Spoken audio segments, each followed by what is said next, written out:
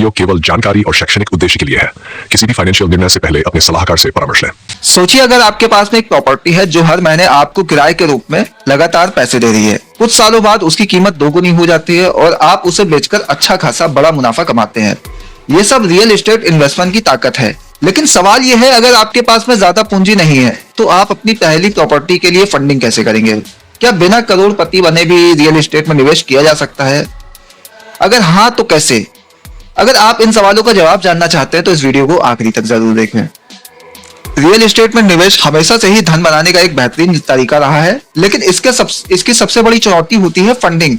बहुत से लोग सोचते हैं कि इसके लिए बड़ी रकम चाहिए, लेकिन सच्चाई यह है कि सही स्ट्रेटेजी और सही फाइनेंसिंग ऑप्शन के साथ में आप कम पूंजी में भी अपनी प्रॉपर्टी खरीद सकते हैं।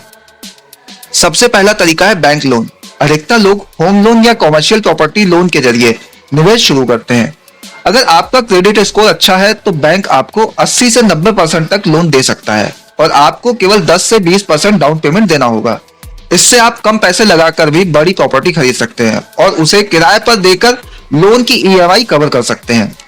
दूसरा तरीका है पार्टनरशिप। अगर आपके पास में पर्याप्त पूंजी नहीं है लेकिन आपके पास में अच्छा प्लान और मार्केट नॉलेज है तो आप किसी इन्वेस्टर को पार्टनर बना सकते हैं। इसमें एक व्यक्ति पैसा लगाता है और दूसरा निवेश का प्रबंधन करता है। ये मॉडल उन लोगों के लिए फायदेमंद हो सकता है जो बिना ज्यादा पूंजी के रियल एस्टेट में कदम रखना चाहते हैं।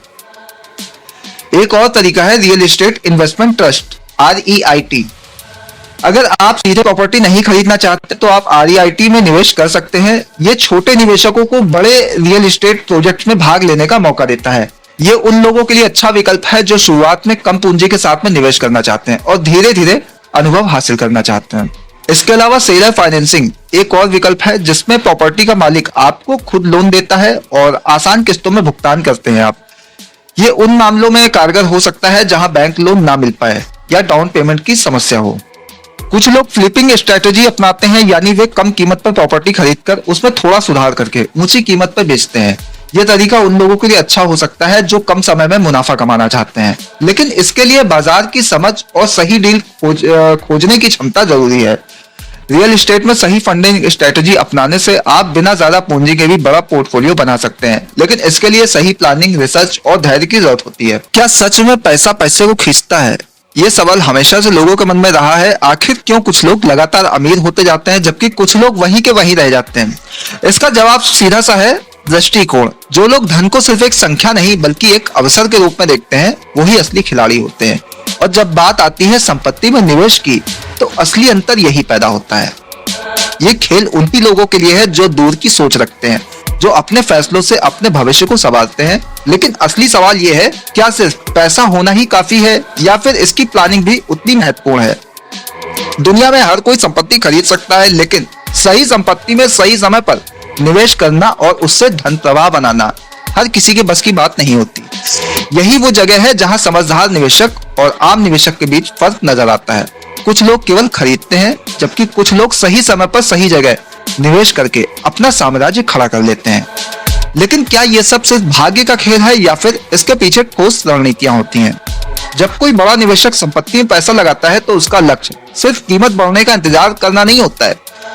ये एक लंबी योजना का हिस्सा होता है जहां हर कदम सोच समझकर उठाया जाता है, चाहे वो वाणिज्यिक भवन हो, लग्जरी आवासीय संपत्ति हो या फिर विकासशील इलाकों में जमीन खरीदना हो। हर विकल्प के पीछे एक गणना होती है। सही स्थान, सही समय और सही रणनीति, इन तीन चीजों से असली खेल बनता है। लेकिन असली सवाल ये नहीं है कि निवेश कहाँ किया जाए, बल्कि ये है कि कैसे किया जाए। पैसा लगाने से पहले सबसे बड़ी जरूरत होती है सही अवसरों को पहचानने की। सही भूखंड या इमारत का चुनना केवल सतही प्रक्रिया नहीं है, बल्कि इसमें भविष्य का अनुमान और बाजार की गहरी समझ चाहिए। एक साधारण निवेशक वहां पैसा लगाएगा जहां भी भीड़ है, लेकिन एक समझदार निवेशक हमेशा वहां पैसा निवेश करेगा जहां भविष्य में भीड़ होगी। यही वो सोच है जो एक आम व्यक्ति और उच्च संपत्ति वाले निवेशक के बीच अंतर बनाती है। आज जब पूरी दुनिया संपत्ति बाजार को नए तरीके से देख रही है तो ये समझना जरूरी है कि असली खेल केवल खरीदने और बेचने का नहीं है। इसमें कैश फ्लो, टैक्स प्लानिंग और लीवरेज जैसी रणनीतियां शामिल होती हैं, जो संपत्ति को केवल एक स्थिर संपत्ति नहीं बल्कि एक डायनेमिक इनकम सोर्स में बदल देती है।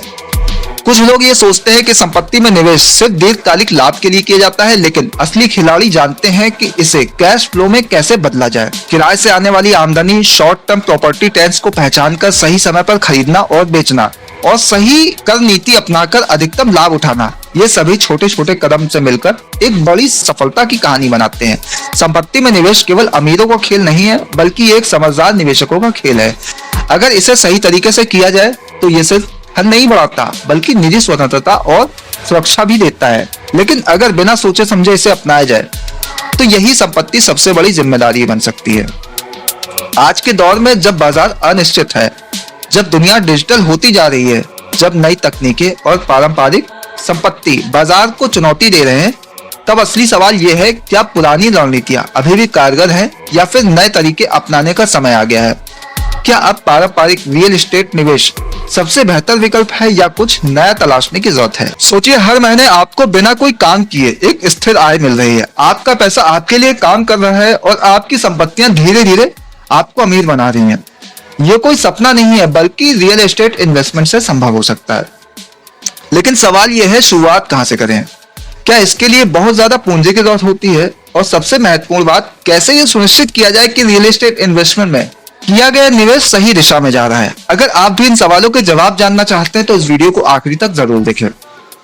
रियल एस्टेट निवेश दुनिया के सबसे लाभदायक व्यवसायों में से एक है, लेकिन सही स्ट्रेटेजी के बिना इसमें पैसा लगाना जोखिम भरा भी हो सकता है।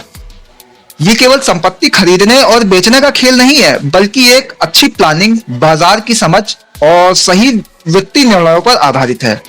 अगर शुरुआत की बात करें तो सबसे पहला कदम है सही बाजार को समझना। रियल एस्टेट में सफलता इस बात पर निर्भर करती है कि आप किस लोकेशन में निवेश कर रहे हैं। क्या वो जगह तेजी से विकसित हो रही है? क्या वहां नौकरी के अवसर बढ़ रहे हैं? क्या उस क्षेत्र में भविष्य में इंफ्रास्ट्रक्चर प्रोजेक्ट्स आने वाले हैं? ये सभी कारक संपत्ति की कीमत और उससे मिलने वाले रिटर्न को प्रभावित करते हैं। एक और महत्वपूर्ण बात यह है कि रियल एस्टेट में कई तरह के निवेश होते हैं। कुछ लोग रेजिडेंशियल प्रॉपर्टी में निवेश करते हैं, यानी घर और अपार्टमेंट खरीदकर किराए पर देते हैं या भविष्य में उसे बेचते हैं। वहीं कुछ लोग कॉमर्शियल प्रॉपर्टी जैसे ऑफिस स्पेस, दुकानों और वेयर हाउस में निवेश करते हैं, जो लंबी अवधि में अच्छे रिटर्न दे सकते हैं। लेकिन सबसे बड़ा सवाल यह है कि निवेश के लिए पैसा कहां से आए? जरूरी नहीं है कि रियल एस्टेट में निवेश के लिए आपके पास में बहुत बड़ी पूंजी हो। कई लोग बैंक लोन, पार्टनरशिप या फिर रियल एस्टेट इन्वेस्टमेंट REIT के जरिए भी निवेश करते हैं। सही फाइनेंसिंग स्ट्रेटेजी के साथ में कम पूंजी से भी इस बिजनेस की शुरुआत की जा सकती है। रियल एस्टेट बिजनेस में सफलता पाने के लिए नेटवर्किंग बहुत जरूरी है। जितने ज्यादा लोग आपसे जुड़ेंगे, ब्रोकर, बिल्डर, बैंक अधिकारी और अन्य निवेशक, उतने ही अच्छे अवसर आपको मिलेंगे। इसके अलावा बाजार के ट्रेंड पर नजर रखना और प्रॉपर्टी की सही वैल्यू का आकलन करना भी बेहद जरूरी है। सबसे महत्वपूर्ण बात यह है कि रियल एस्टेट निवेश में धैर्य रखना जरूरी है। ये कोई जल्दी अमीर बनने वाली योजना नहीं है, बल्कि यहाँ सही निर्णय लेने पर ध्यान देना पड़ता है। तो अब सवाल आपसे, अगर आपके पास में निवेश के लिए बजट तैयार हो तो आप रियल एस्टेट में किस तरह की संपत्ति खरीदना चाहेंगे, रेजिडेंशियल या कॉमर्शियल?